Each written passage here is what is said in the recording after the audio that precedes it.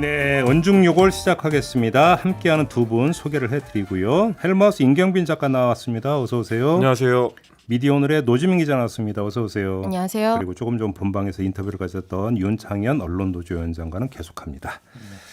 자, 오늘 이렇게 세 분을 모신 이유는 지금 뭐 경랑에 휩싸인 방송계를 한번 좀 총 정리를 해보자 상황을.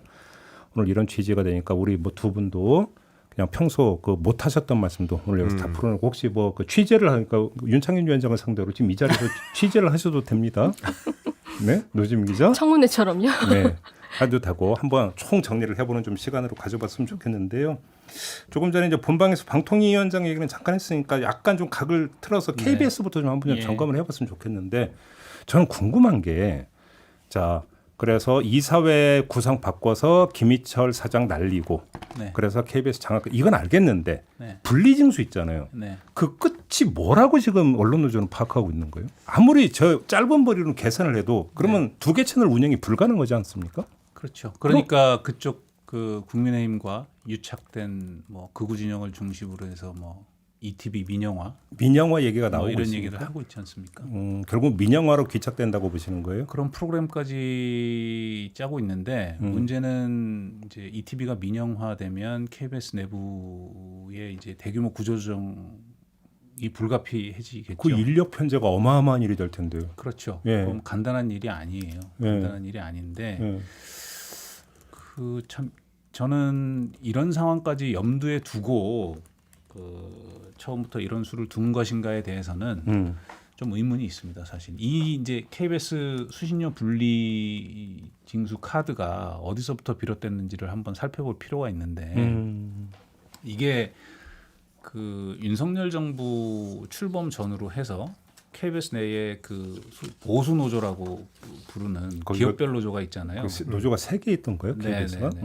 그 노조에 연관된 분들이 주로 국민의힘 토론회 이런 데 나가서 KBS를 장악하려면 수신료 문제를 건드려야 된다 이런 얘기를 계속 하고 다녔어요. 아, 그랬어요? 네, 그러니까 KBS 내부에서 먼저 불을 지른 거예요. 이거는. 쉽게 말하면 그럼 어드바이스를 해준 겁니까? 제가 좀 답답한 게 저는 뭐 권력에 빌붙어서 뭐 한 자리 하고 싶은 분들이 있을 수 있다고 생각해요. 어느 정권에서는 그랬으니까. 근데 적어도 자기와 동료들이 일하는 직장에다 불을 지르면 안 되잖아요. 그러니까 저희 지금 그 엄마 아빠 마음에 안 든다고 집에다 불 지른 꼴이에요 지금 그분들이. 비유가 완전한 폐륜이죠. 비유가 이거는. 너무 살벌하신 비유를 지금 살벌한 비유를 대하셨는데. 아니 지금 KBS는 진짜로 불이 났으니까요 실제로. 근데 이제 저도 그래서 그 일선 기자들 어제 취재를 좀 해봤는데 그러니까 뭐 KBS 내부에서도 나름대로는 방향성이 어떤지를 알아보기 위해서 이제 방통위 쪽을 취재해보고 있는 기자들이 있더라고요. 근데 이제 그 얘기를 들어봤을 때 지금 위원장님 말씀하신 대로 정권 신부에서 이 이후에 어떻게 될 것인지까지를 고려해놓고 이 일을 시작한 건 아닌 것 같다는 게 복수의 기자들의 이야기더라고요. 그러면 일단 지르기? 네. 그렇죠. 그러니까 수신료를 이제 분리징수하고 나면 결국 반토막난 상황에서는 하나를 유지 못할 가능성이 크다는 것까지를 염두에 두고 움직이는 것 같지는 않다는 게 취재한 기자들의 대체적인 평가고. 아니 제 짧은 머리로도 당연히 나오는 질문은 그건데 그걸 이제 고려를 안 했다는 게 말이 됩니까? 그 이제 현장 기자들의 느낌은 그러니까 뭐 이제 취재를 하는 과정에서 기자들이 받은 느낌은 뭐였냐면 일단 KBS라는 조직이 너무 비대하다. 그리고 국민들이 수신료를 내는 것이 불합리하다. 이 두 가지가 만나서 그 뒤에 어떻게 되든지 간에 상황을 좀 타개할 필요가 있고 그거는 필요한 일이다라는 정도의 인식만 갖고 있다는 거예요. 그러니까 이거는 그래서 이제 사장단 교체와는 별개다. 그러니까 저도 그래서 분리징수를 할 때 저희가 원중요골에서 몇 번 이야기한 적이 있는데 아무리 생각을 해봐도 이게 논리적으로만 생각하면 귀결점은 민영화밖에 없는데 그러면 당장 떠오른 게 YTN이었거든요. YTN 그렇죠. 매각한다고 했는데 지금 못하고 있잖아요. 사겠다는 데가 나오지를 않아가지고. 그런 상태 이게 가능하냐. 근데 도대체 뭘 믿고 지금 저럴까라는 생각을 했었던 건데 일단 지르고 보자 차원이라면 물론 모든 설명은 필요가 없긴 합니다만. 아니 뭐 저는 실제로 그런 거라고 봅니다. 그러니까 그래요? 왜냐하면 지금 이제 그 수신료 문제를 해결하기 위해서 그 KBS 내부에 이제 그 기업별 노조가 중심이 돼서 이 사태에 책임을 지고 사장이 물러나라. 이사회와 사장이 다 물러나면 정부와 협상할 여지가 생기지 않겠냐. 근데 정부는 이미 시행령을 통해서 수신료 분리고지를 강행해 버렸어요. 그럼 새 사장이 들어와서 그럼 그때 와서 말을 바꿔가지고 이 시행령을 뒤로 물릴 것이냐 정부가.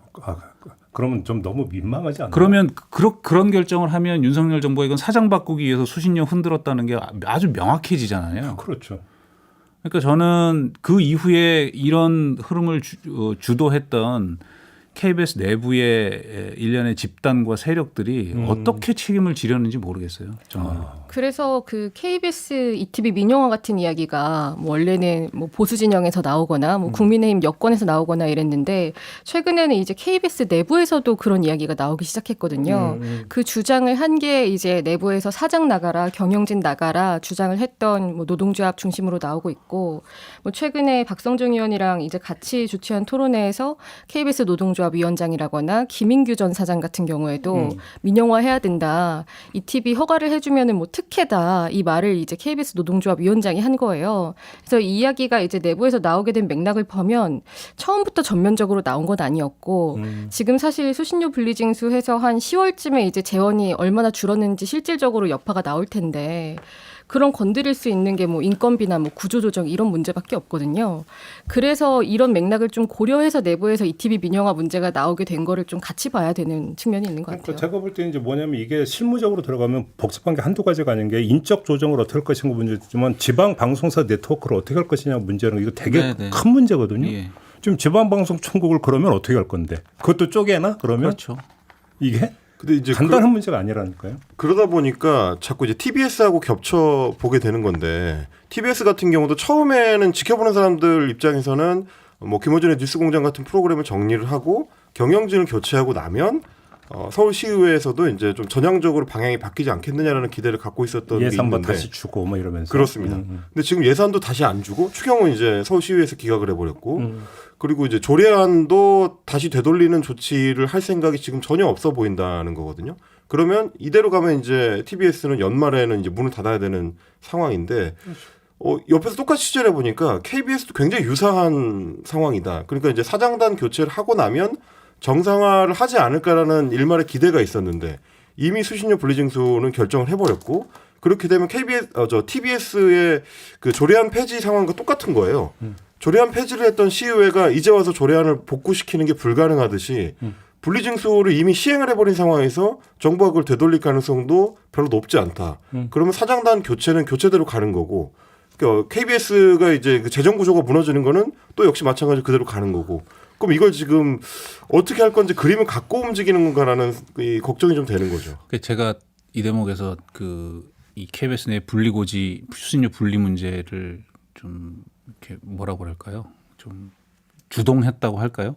그런 분들한테 그게 KBS 이제 우리가 구노조라고 흔히 부르는 기업별 노조인데 KBS 노동조합인데 언론노조와는 별개로 그분들이 이제 ETV 민영화를 주장하면서 저 사람들이 생각을 과연 하고 말하나라는 느낌을 강하게 받는 게 그 기업별 노조 KBS 기업별 노조의 핵심이 기술 인력들입니다. 예. 기술 분야 인력들. 근데 민영화돼서 ETV가 분리되면 구조조정의 압박이 가장 크게 들어올 지점이 기술 쪽 인력들이에요. 왜 그러냐 하면 KBS는 기본적으로 이 지상파라는 구조를 가지고 방송 네트워크를 유지하잖아요. 그렇죠. 지금도 그렇죠. 중요하게. 그런데 민영화되는 그 방송사가 과연 그 정도의 기술 인력이 필요하냐? 필요 없습니다. SBS는 현재 지상파 송출 인력이 한 사람도 없어요. 전부 다 자동화돼서. 진짜예요? 네. 한 명도 없어요? 없어요. 전부 다 남선 송신소 뿐만 아니라 전부 이 지상파 송출과 관련된 기술 인력이 없어요. 이미. 방송사에서 송출은 되게 중요한 분인데 완전 자동화시켜놨다고. 그러니까 KBS 같은 경우에도 민영화되면 똑같은 전철을 밟게 돼요. 그러면 이 민영화를 주장하는 사람들이 자기 밑둥을 치는 일을 지금 하고 있는 거예요. 과연 이 내용을 알고 떠드는 건지 잘 모르겠어요. 알겠습니다. 이 양반들이.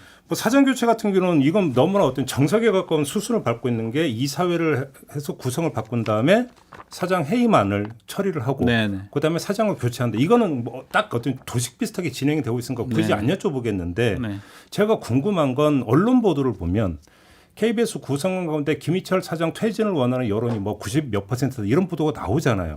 근데 언론노조 위원장으로서 실제 내부 분위기는 어떻게 파악하고 계세요? 상당히 혼란스러운 건 맞고요. 예.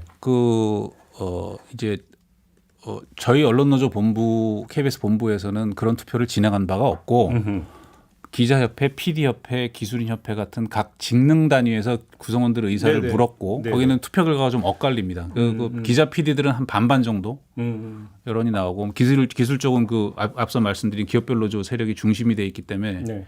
퇴진 여론이 좀 높고 또 그 외에 수신료 문제가 엮이다 보니까 어떻게든 이 상황을 좀 돌파하고 수습해야 되지 않느냐는 구성원들의 불안감이 반영된 결과들이 그러니까 90몇 프로가 아니고요. 전체 구성원의 절반이 안 되는 인원이 투표를 했는데 그런 결과가 나왔다는 거예요. 그러니까 근데 투표 정당성은 좀 높게 보기 어렵죠. 이 문제를 제가 왜 여쭤봤냐면 지금 얘기했듯이 이사회 바꾼 다음에 사장을 해임해서 새로운 사장을 안 친다. 만약에 이런 수순으로 간다면 사내 구성원들이 혹시라도 여기에 대해서 반발해서 저항할 수 있느냐. 그걸 한번 가늠해 보기 위해서인데 지금의 분위기로는 그게 사실 어렵다고 봐야 되는 거 아닙니까? 저는 행동의 방식들이 좀 달라질 거라고 봅니다. 어떻게요? 그러니까 예전에 흔히 생각하면 2008년에 이제 이 KBS에 이제 뭐 경찰들이 들이닥쳐서 이사회에서 그 당시에 그 정현주 사장 해임에 저항했던 사원행동 그 기자, 네네, PD들 네. 막 끌어내고 했던 장면을 연상하실 텐데 지금 그러기는 어렵고요. 저는 장기적인 진지전 같은 형태가 벌어지지 않겠냐. 그러니까 실제로 보도 교양 영역에서 엄청난 압박이 들어올 거예요. 그러니까 뭐 지금 벌써 밖에서 계속 떠들잖아요. 뭐 진행자 패널이 어땠느니 뭐가 불공정하느니 말도 안 되는 얘기들을 그 방송 내용에 사실상 정치가 개입하겠다는 얘기들을 계속 하고 있잖아요. 그것들을 실행에 옮기는 과정에서 필연적으로 구성원들하고 충돌과 마찰이 빚어질 수밖에 없다고 봅니다. 그래요. 그러니까 이제 제작 일선에서의 진지전, 네네. 일상 이른바 이제 흔히 하자면 일상 투쟁 이렇게 된다는 말씀이십니까? 그거 해야죠. 당연히 해야 될 거라고 뭐 벌어지리라고 봅니다. 근데 이제 제가 어제 일선 기자들 주로 이제 기자 인력들을 취재를 해봤는데 언론노조 소속인 기자도 있고 이제 다른 노조 소속인 기자도 있는 좀 이제 중립적인 이야기를 좀 들어보려고 여러 얘기를 들어봤는데 그 대체로 젊은 기자들이 평가하기로는 현재 경영진의 무능도 심각하다. 이 부분에 대한 이제 문제제기가 좀 있더라고요. 그러니까 이제 소위 그 노조 중심부끼리의 싸움, 그러니까 세 개의 노조가 노조의 어떤 핵심 인력들끼리의 싸움은 약간 그 젊은 기자들이 봤을 때는 연차가 좀 있는 분들끼리의 일종의 정치 싸움처럼 바라보는 시각이 하나가 있고 네, 그러다 보니까 이제 일선 기자들의 시각에서 봤을 때는 이미 수신료 분리징수는 시작이 됐는데 이거에 대한 근본적인 대책을 경영진이 과연 고민하고 있느냐 이제 이걸 제일 걱정을 하더라고요. 그러니까 뭐 주로 나오는 얘기들이 이제 허리띠 졸라매기 수준의 얘기인데 제작비 감축이라든지 뭐 취재비 감축이라든지 이런 정도로는 그 줄어든 이제 분리징수 안에 맞춘 수신료를 맞추는 게 거의 불가능하기 때문에 뭐 근원적으로는 임금 삭감. 그렇습니다. 뭐 결국 그 문제밖에는 얘기가 안 나오는 건데 그보다 근본적인 거는 그 돈을 맞추려면 뭐 부동산 자산을 이제 활용할 수 있는 방안을 찾는다든지 그건 이제 법령상으로 지금 안 되게 돼 있는데 그걸 이제 뭐 방안을 찾든지 아니면 광고라든지 다른 사업에 대한 어떤 근본적인 어떤 고민이 있어야 되지 않느냐. 지금 뭐 임금 삭감 같은 수준의 얘기로는 이게 현실적인 방안이 못 되는데 약간 경영진이 손 놓고 있는 것 같다. 이런 걱정이 있다 보니까 교체가 된다고 해서도 이 하부에서 큰 저항이 일어날 것 같지 않은 어떤 분위기. 제가 이제 감지하기에는 그런 분위기가 좀 있었습니다. 그 부분 뭐 틀린 얘기 아니고요. 그 이제 저는 개인적으로 김희철 사장이 이제 수신료 그 분리 안 하면 내가 물러나겠다. 네, 라고 메시지를 던졌잖아요. 저는 그 메시지가 패착이었다고 봐요. 저는 개인적으로. 그러니까 오히려 그 메시지를 던짐으로 해서 이 본질이 수신료 문제가 아니라 사장 퇴진 여부로 급격하게 전환이 된 측면이 좀 있어요. 그래서 수신료 문제의 수신료 분리 고지의 문제점들이나 대안들에 대한 이런 논의들이 차분하게 이어지지 못하고 저는 좀 KBS 사측이 좀 논리적이고 설득력 있는 대안들을 제시하면서 수신료 문제를 가지고 좀 논의를 끌고 갔어야 하지 않냐라는 아쉬움이 좀 강하게 있고요. 뭐 경영진에 대한 불신은 언론노조 우리 KBS 조합원들도 상당히 갖고 있습니다. 그거는 공통적인 요소고 다만 이게 근본적인 해법을 현재 경영진이 마련할 수 있느냐. 지금 아시겠지만 국민의힘 포함해서 그 윤석열 정부의 어떤 인사들도 KBS, MBC 경영진과 뭐 의사소통을 하거나 하지 않습니다. 얼마 전에 김효재 방통위원장 직무대행이 재난방송 뭐 독려한다고 시찰 갔는데 재난방송 주관사 KBS 쏙 빼놓고 SBS를 갔어요. 그리고 정통부 장관은 유료 방송을 갔어요. 예. 참 보기 드문 일이죠. 그래요. 그런 정도입니다. 알겠습니다. KBS 아까 잠깐 KBS 얘기다 YTN 얘기가 잠깐 나왔는데 YTN 매각 문제 좀 어떻게 진행돼 혹시 파악하신 게 있어요? 제가 어제 저희 언론노조 중앙집행위원회가 있어서 네. 좀 얘기를 잠시 듣긴 했습니다만 현재 매각 절차가 뭐가 좀 원활하지 않습니다. 그러니까. 일단 그 매각 주관사 선정 작업도 삐걱거리다가 겨우 했는데 뭐 우선 협상 대상자라고 해야 될까요? 뭐 입찰 의사를 밝히는 그런 절차들이 있잖아요. 들어올 그게 지금 한 2달째 계속 밀리고 있어요. 네. 근데 제가 보기에는 이게 방통위 문제랑 엮여 있는 것 같아요. 그러니까 이게 누가 뭐 의사를 밝히고 들어올지는 모르겠는데 그 적어도 YTN 인수에 필요한 자금이 2천억 원 안팎으로 지금 추산이 되지 않습니까? 적지 않은 돈을 태워야 되는 상황인데 방통위가 이거 어떻게 될지 모르는 상황. 뭐 이런 불투명성이 있으니까 불투명성이 있어서 그러니까 좀 계속 주저하는 것 같아요. 돈이 있더라도 앞으로 어떻게 갈지 모르는데 굳이 그러니까 그 그럼요. 리스크를 안아야 되느냐. 또 하나 자명한 것은 이건 들어오는 순간 저는 사회적으로 특혜 논란이 벌어질 수밖에 없고 네. 누가 되든 예. 그런 상당한 정치적 부담을 안아야 되는 상황이기 때문에 여러 고려들이 있을 거라고 거기다가 봅니다. 시기적으로 광고 환경이 너무 안 좋고 지금 그렇죠. 그러니까 경기가 이러다 보니까 네네. 지금 이딴 광고도 지금 뚝뚝 떨어지고 있는 판이니까 환경이 되게 안 좋다. 네. 여기다가 이제 정치적으로 방통위가 어떻게 갈지 모른다라는 이 점까지 이제 고려가 되고 있다. 그러면 상당히 지연이 될 수 있겠네요. YTN 매각 같은 경우는. 저는 그래서 이동관 체제가 들어서자마자 이런 일들을 아주 속도전 차원에서 밀어붙일 거라고 보고요. 뭐 이동관이 아니라도 그건 마찬가지입니다. 저는 그래서 제가 자꾸 방통위 구조의 문제를 말씀드리는 게 그러니까 이동관이라는 대단히 문제적 인물이 와서 이 문제가 부각돼서 전 다행이라고 생각하는데 차라리 이게 이동관이 아니라 그 누가 왔어도 똑같은 일이 벌어지게 돼 있습니다. 그러니까 결국은 우리가 이동관이면 안 되고 다른 인물이 누가 들어와서 같은 일을 하면 되고 이건 아니잖아요. 무슨 일을 하느냐가 중요한 거지. 그런 차원에서 저는 대응해야 된다고 봅니다. 사실 진짜 말씀하신 대로 저희도 원중유고를 매주 진행하면서 방통위의 의사결정 구조 자체 굉장히 허약하다는 거를 이번에 명확하게 확인을 해가지고 방통위원장 면직하고 뭐 야당 추천의 위원을 임명을 안 해버리니까 3명이서 방통위의 의사결정을 하는 구조가 돼버리더라고요. 2대1. 이게 지금 말이 되는 상황인가라는 생각을 계속하면서 매주 지켜봤는데 아니 2명이 찬성하면은 방송통신과 관련된 주요 의사결정이 순식간에 이루어진다. 어떻게 이런 구조를 계속 유지할 수가 있는 건가? 굉장히 의문이에요. 아니, 특히 아까 방송에서도 말씀드렸잖아요. 이게 2008년에 최시중 그 방통대군이 들어오면서 오랜만에 들어본다 방통대군. 이 구조를 만들었단 말이에요. 그때 이 민주당은 그 김효석 원내대표였는데 기억하실지 모르겠지만 그분이 언론노조 면담해가지고 안 할게 그랬는데 덜컥 합의하고 왔어요. 가지고 이 구조를. 근데 그때는 민주당 의석이 적었으니까 워낙 그럴 수 있다고 쳐도 지금 뭐 하고 있냐는 거예요. 제가 답답한 거는 도대체 지금 시점이 구조적으로 최민희가 아니라 최민희가 가도 어떻게 할 수 없는 뻔한 조건인데 그 차관급자리 2자리에 연연해서 이런 윤석열 정부가 방송 장악하고 이 미디어 생태계를 엉망진창으로 만드는 일들을 하는데 들러리 쓰는 게 맞느냐는 겁니다. 저는. 알겠습니다. 싸울 거면 나와서 제대로 싸우라는 거예요. 다 던지고. 상황 파악 좀 마무리하고요. 예. 그 아까 잠깐 헬마가 이야기했던 TBS 있잖아요. 네. TBS는 결국은 내년에 폐방 수준으로 간다고 봐야 되는 겁니까? 아니면 반전이 있을까요? 어떻게 전망하세요, 위원장님은? 그러니까 저는 차라리 그 국민의힘 시의회의 이 극단적 인사들이 많잖아요. 그분들이 이 흐름을 주도하고 있는데 명확하게 의사를 밝혔으면 좋겠어요. 그러니까 자꾸 지금 내부 구성원들을 인지를 잡고 뭐를 해오면 뭘 어떻게 하겠다라는 식으로 지금 인질극을 벌이고 있잖아요. 네. 네? 이러지 말고 차라리 그 조례 제정 안 할 거면 안 하겠다는 의사를 조기에 명확하게 밝히고 네. 그러면 뭐 언론조든 누구든 우리 시민들 의사를 모아서 다른 대안을 모색을 하든 뭘 해야 될 거 아닙니까? 그러니까 이거는 물론 TBS 구성원들의 입장을 생각하면 서울시 의회와 서울시가 협력을 해서 조례안을 만들면 좋겠는데 네.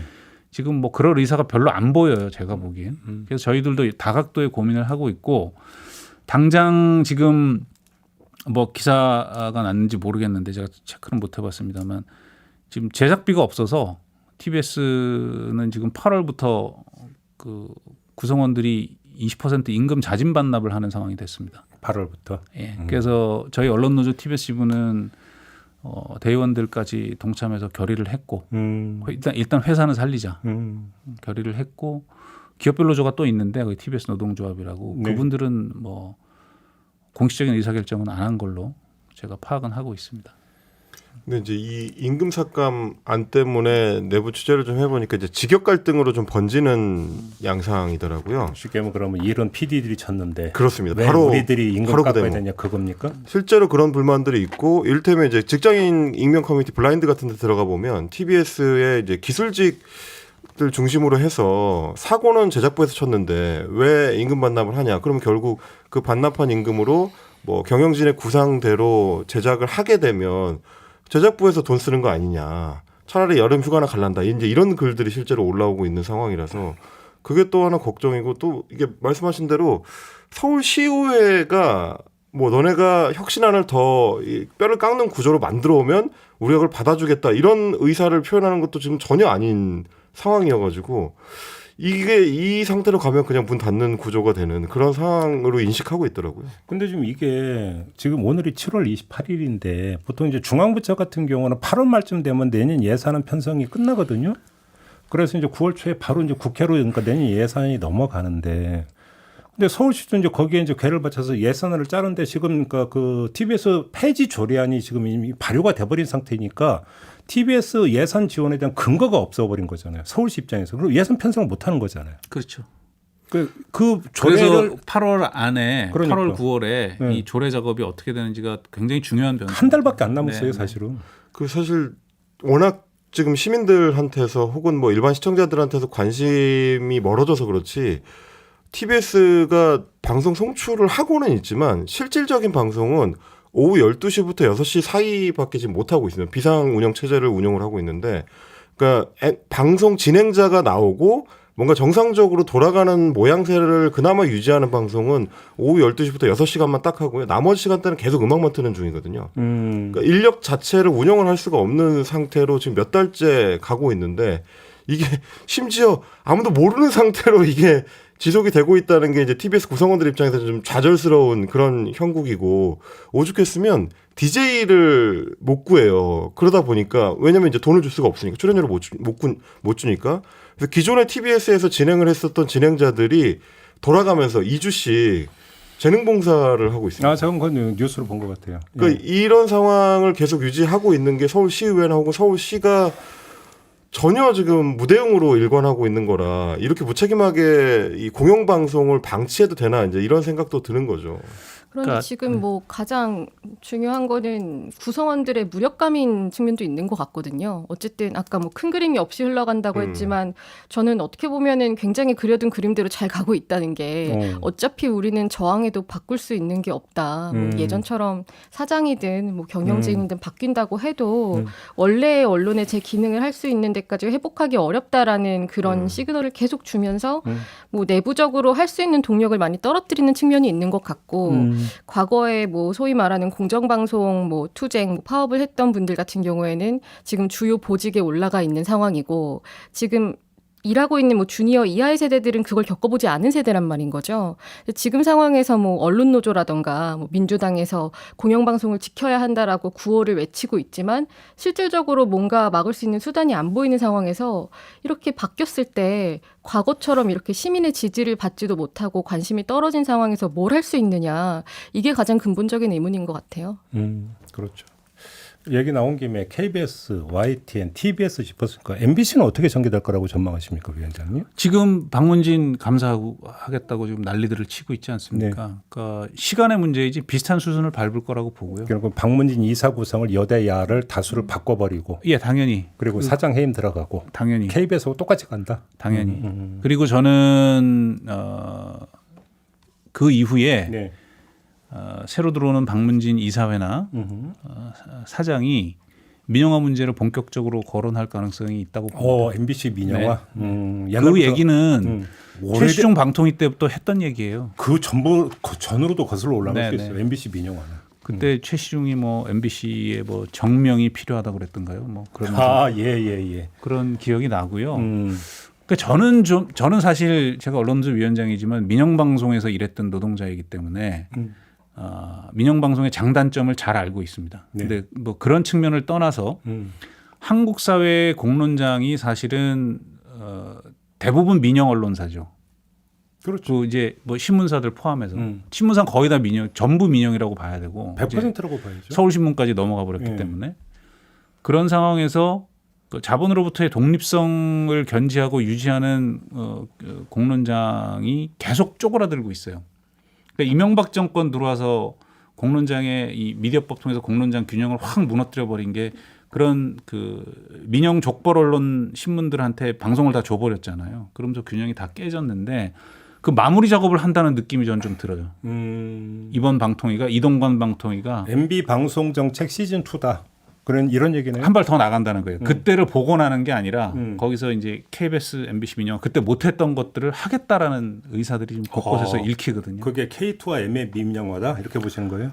그쪽에서 이제 계속 얘기했던 것들이 이제 1공영 다민영 그렇죠. 뭐 이런 얘기 계속 해왔잖아요. 예, 그러니까 저는 그럴 가능성이 있다고 보고 준비하고 싸우는데 설사 그런 일이 벌어지더라도 저희 뭐 언론운동이 망하거나 언론 노동자들의 생존권이 끊기거나 네. 그렇게 되진 않을 거라고 봅니다. 언론은 현장이 있는 한 존재하는 거고 저희는 또 새로운 운동장이 벌어지면 새로운 운동장에서 또 그에 걸맞는 조건에서 싸우면 되기 때문에 저는 뭐 두려워하지는 않는데 그 상황을 적어도 한국 사회에서 권력과 자본으로부터 가장 강한 독립성을 갖는 공론장이 망가지는 문제에 대해서는 저희가 심각하게 대응해야 되는 건 아주 분명한 일이고요. 근데 좀 아까 본방에 잠깐 언급했던 거고 연결이 되는 문제인 것 같은데 이제 이게 정권이 바뀔 때마다 공영방송이 이렇게 그 몸살 수준을 넘어서 뭐라고 해야 되는 겁니까? 평지풍파를 겪는 이 악순환은 끊어야 되는 거 아닙니까? 어떤 식으로든지 간에 그렇죠. 어떻게 끊을 수 있다고 생각하세요?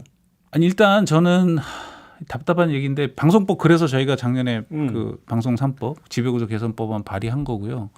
이번에 제가 그 야당 추천 방통위원 두 분 다 물러나라고 하신 게 그거예요. 이런 구조에서 들어가서 뭐 최민희 의원 뭐 싸움 잘하고 다 좋은데 그게 방송의 실질적인 구조 개편으로 이어지지 않는다는 거예요. 네.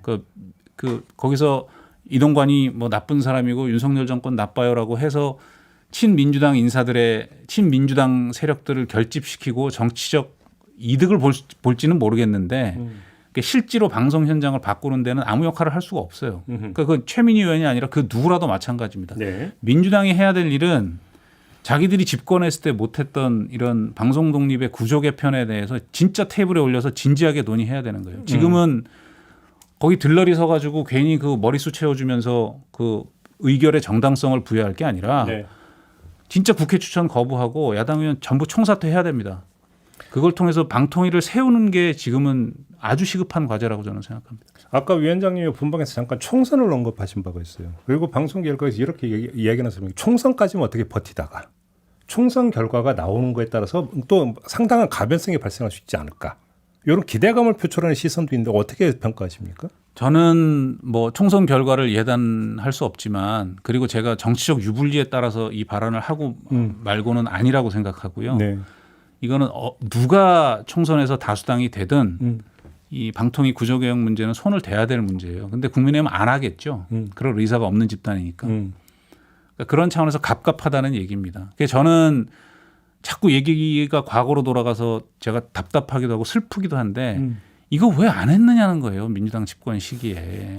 방송법도 그렇고 아주 환장을 노리십니다. 진짜로. 벌써 지나가 버렸는데 그것도 한참 전에 지나갔는데 뭐 지금 그 아니 그때 끊임없이 얘기했거든요. 그 얘기를 민주당 인사들한테 뭐라고 얘기를 하던가요? 말 못하죠. 아무 말도. 아 그래요? 네. 뭐 사석에서는 미안합니다라고 얘기는 하는데 네. 제가 사석에서 그런 얘기 듣자고 그 발언을 한 건 아니고 네. 정치적 책임을 갖고 행동해 달라는 얘기예요. 그러니까 야권 의원 사퇴를 요구하는 것도 그 지점입니다. 근데 JB께서는 4월 총선 이후에를 얘기를 하시지만 저희가 이제 10월론을 처음 들었던 게 한 5월 올해 5월쯤 되거든요. 10월에 이제 그 방송 뭐 진행자 패널이 싹 교체된다. 그렇습니다. 그 썰. 근데 이제 생각해 보니까 그게 결국 이제 최종 단계였던 거고 지금 방통위나 혹은 뭐 KBS 이사회나 지금 방문진 관련된 개편 작업이 진행되는 걸 보면 9월이면 일단 사장단 교체가 거의 마무리된다라는 타임 스케줄은 잡혀 있는 것 같습니다. 8월에 이제 방통위원장이 바뀌고 그러고 나면 이사진이 교체되고 KBS는 그렇죠. 그렇죠. 그리고 이제 사실 이제 방문진도 이미 이제 감사를 착수를 했기 때문에 8월 중에 결론을 낸다는 거고 그러면 역시 마찬가지로 사장 교체를 8월 중에 시도를 한다. 그럼 그게 끝나고 나면 이제 9월이면 대부분의 구조 개편이 마무리된 상태에서 10월 스케줄에 맞춰서 이제 본격적인 프로그램에 대한 선보기 작업에 들어갈 수 있는. 그러니까 근데 요건 약간 틀이 다른 것 네. 같아요. 지금 헬마가 말씀하시는 것은 이제 방송 내용과 방송 제작과 관련된 그렇죠. 거고 제가 지금 이야기해서는 그보다 더 큰 이제 체제의 문제. 예를 들어서 그렇죠. ETV 민영화라든지 MBC 민영화 같은 경우는 KBS 같은 경우 지금 이제 법을 바꿔야 되는 문제가 있잖아요. 그렇죠. 이렇기 때문에 그거는 어떤 국회하고 연동이 될 수밖에 없는 문제이기 때문에 맞습니다. 그 얘기를 한 예, 거예요. 예, 맞습니다. 그 방통위 구조 개편 문제도 마찬가지예요. 그런데 그렇죠. 저는 제가 그 지난 성명을 통해서 언론노조가 그 얘기를 왜 꺼냈냐면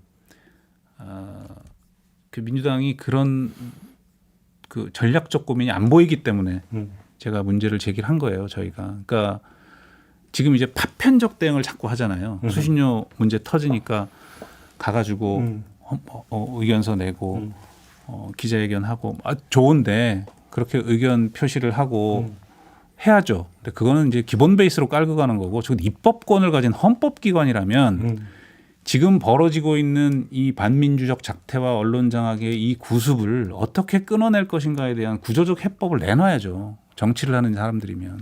근데 그거는 뭐 까놓고 얘기해서 이른바 화장실의 법칙이 작동하고 있는 거 아닙니까? 들어갈 때와 나올 때 다른. 네? 저는 근데 이번에는 끊어야 된다고 생각합니다. 그렇게 보시는 거고요. 알겠습니다. 마지막으로 아마도 언론노조 위원장이시기 때문에 아마 체감하는 정도가 다른 사람보다는 더 특별할 거라고 생각해서 질문 드리는 건데, 저희가 언중요구를 해서 한번 그 얘기를 한 적이 있어요. 지금 방송이 이렇게 난리인데 난리통인데도 불구하고 시민들이 별로 관심도 없고 연대도 안 한다. 왜 이럴까라는 얘기를 우리가 한 번 한 적이 있지 않습니까? 언론노조 위원장으로서 이 현상을 어떻게 받아들이십니까? 저는 몇 가지 측면이 있다고 보는데요. 네. 그 우선은 미디어 환경이 많이 바뀌었습니다. 그러니까 2008년에 저희가 싸울 때는 광고 시장에서의 지상파 방송의 점유율이라든가 전체 시청률에서 지상파 방송의 점유율이 압도적이었기 때문에 압도적이었죠 그때. 시민들의 삶에 미치는 영향이 절대적이었죠. 그런데 그 이후 한 10몇 년 흐르는 동안 디지털 환경을 기반으로 해서 시민들의 이 콘텐츠 접근의 경로가 굉장히 다양해졌잖아요. 네. 선택권이 넓어지면서 시민들의 삶에서 소위 방송, 기존의 지상파 방송이 차지하는 비중이 상대적으로 떨어졌고, 또 하나는 또 민주당이 아픈 얘기를 해서 죄송한데, 문재인 정부 시기를 거치면서 그 이전까지 이 방송이 정말 중요하고 이거 권력의 도구가 되면 큰일 나는구나. 그러니까 방송은 독립시켜줘야 돼. 문재인 정부는 그 일을 해야 돼라고 해서 촛불 집회하고 할 때 보면 방송도 공범이고 뭐 막 그런 얘기 나왔었잖아요. 그런 기대를 가진 권력이었단 말이에요. 문재인 정부가. 근데 아무것도 안 했어요.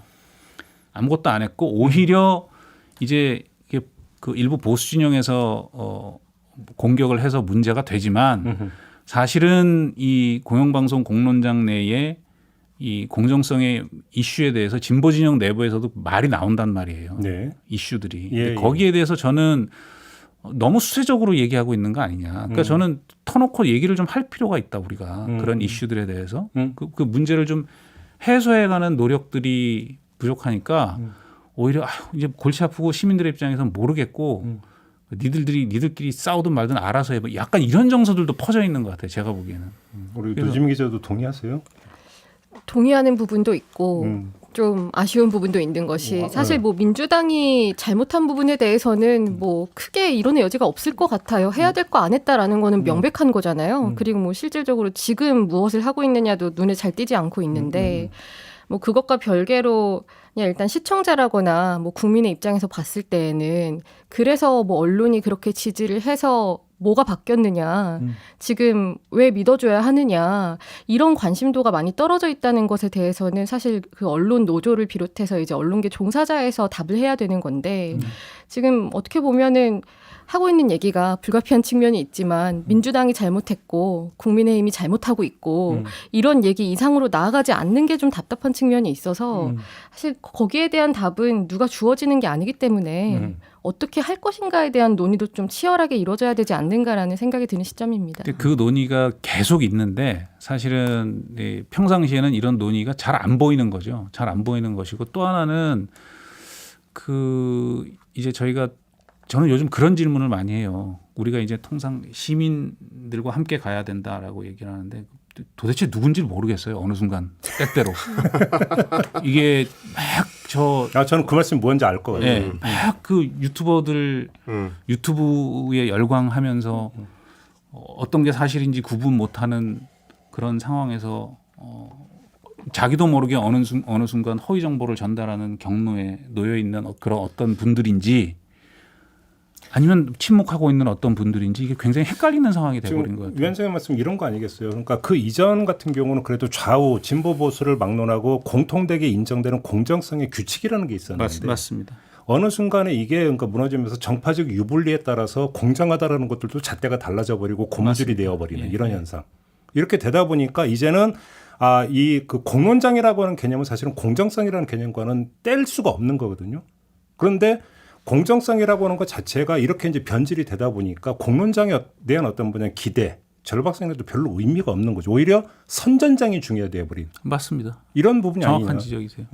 그러니까 그런 속에서 사실 정치적 유불리에 관계없이 사실을 말하고자 하는 언론인, 저널리스트들이 설 자리가 계속 좁아지는 거예요. 그렇죠. 누구나 불편하게 하거든요. 사실은. 사실을 말하면 당하는 사람이 불편해지거든요. 그러면 그 사람이 정치인일 때는 또 그 언론인들에 대해서 집중 포화를 퍼붓고 뭐 기레기 소리 나오고 해버리니까 답답한 측면도 있습니다. 저희 입장에서. 그러니까요. 참 세상이 좀 많이 바뀌었다고 느끼는 게 그러니까 그 2012년 이때 이제 양대 방송사 노조가 다 파업하고 막 했을 때 제가 한 그 방송사 기자하고 했던 얘기를 지금도 까먹지 않는데 그때 미디어법제 통과되고 종편 막 만들어지고 이럴 때였는데 그때 종편을 비하하면서 뭐랬냐면 뭐 1% 뭐 평균 시청률 1% 나오고 막 이럴 때예요. 지상파는 화면 조정 시간도 3, 4%는 나온다. 그다음에 애국가 나올 때 몇 퍼센트 이런 얘기를 조롱조로 많이 했었거든요. 근데 지금 지상파 뭐 종편 막론화가 3, 4% 나오면 엄청 잘 나오는 시청률 아닌가요? 그렇죠? 이렇게 나고 그러니까 세상이 좀 많이 일단 저는 이게 저희가 상징적 의미에서 지상파라고 얘기하는데 지상파 수신 안테나를 통해서 직접 수신하는 가구의 비율이 이제 1% 수준이에요. 이제는 지상파로 사실 부르면 안 돼요. 그러니까 IPTV나 케이블로 다 보고 계시기 때문에 맞아요. 그러니까 저는 이 수신료 문제 자꾸 말씀 길어서 죄송합니다. 그 수신료 문제 관련한 논의가 시작됐잖아요. 이 문제도 이걸 분리할 거냐 통합할 거냐의 문제에 머물면 국민 여론을 설득하기가 쉽지 않다고 봅니다. 그렇죠. 그러니까 일단 재원 안정성을 확보하는 차원에서 당장 분리하는 건 어렵지만 그러면 미디어 환경이 이렇게 바뀌었으면 미디어 공공성 차원에서 우리가 수신료 내는 거잖아요. 그러니까 이런 게 있는 거죠. 나 KBS 안 보면 안 돼라는 심리가 깔려야 분리징수에 대한 저항 심리가 생기는 건데 뭐 안 보면 그만인데 내가 왜 내? 이렇게 되어버리면 문제가 좀 심각해요. 공론장의 개념에 대한 정립이 필요하고 유럽처럼 그러면 미디어 공공성 다중의 미디어 접근권을 평등하게 보장하기 위해서 사회적 부담을 어떤 방식으로 질 것인가에 대한 새로운 논의가 필요합니다. 알겠습니다. 그 논의 필요합니다. 네, 앞으로 이제 윤창현 언론노조 위원장은 이제 경무에 시달리는 시기가 오고 있다. 이미 그러고 있습니다. 그런 거 아니겠습니까? 네, 건강 관리 잘하시기 바라고요. 감사합니다. 네, 우리 그 언중역을 우리 그 두 분 고정팬을도 오늘 고생 많이 하셨고 혹시 못다한 말씀 있으신가요? 뭐 다 해주셔가지고 앞으로도 계속 차차 해야 되지 않을까 싶습니다. 그러게요. 네, 긴 시간 위원장님 함께해 주셔서 감사드리고요. 우리 두 분께도 감사드리면서 마무리하겠습니다. 고맙습니다. 감사합니다.